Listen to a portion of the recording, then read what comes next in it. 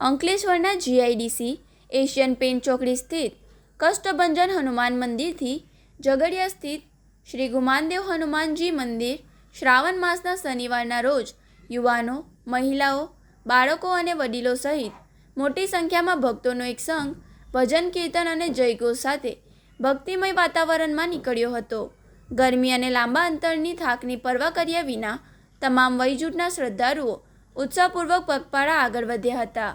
રસ્તામાં ભજન કીર્તનની રમઝટ સાથે પદયાત્રીઓ પોતાના સંકલ્પને પૂર્ણ કરવા દગમાડ્યા હતા.